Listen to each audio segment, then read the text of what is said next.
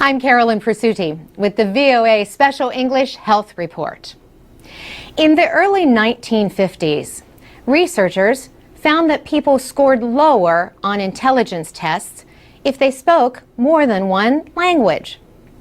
Research in the 1960s found the opposite. So, which is it?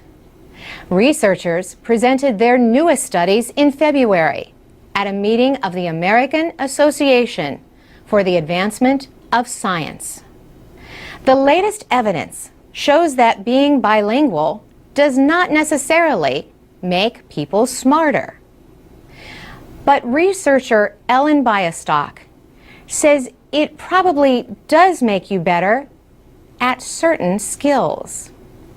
She says, imagine driving down the highway.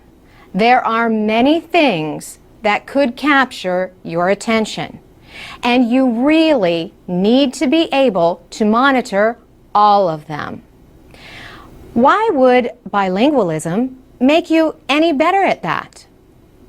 And the answer, she says, is that bilingual people are often better at controlling their attention, a function called the executive control system. She says it is possibly the most important cognitive system we have.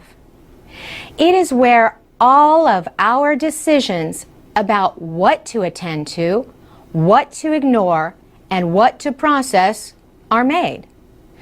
Ms. Bialystock is a psychology professor at York University in Toronto, Canada.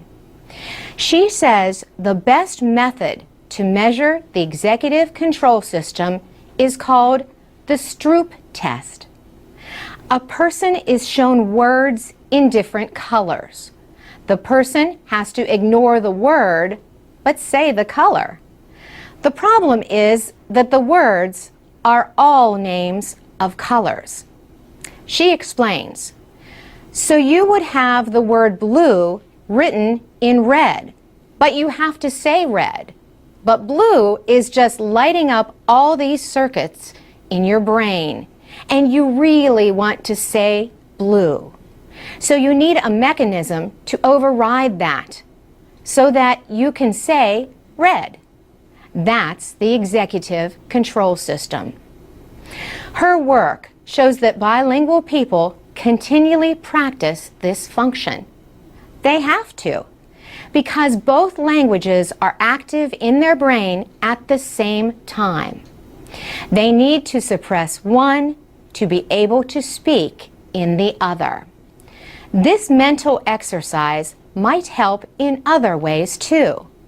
Researchers say bilingual children are better able to separate a word from its meaning and more likely to have friends from different cultures. Bilingual adults are often 4 to 5 years later than others in developing dementia or Alzheimer's disease. Foreign language study has increased in the United States, but linguist Allison Mackey at Georgetown University in Washington, D.C., points out that English-speaking countries are still far behind the rest of the world. For VOA Special English, I'm Carolyn Prasuti.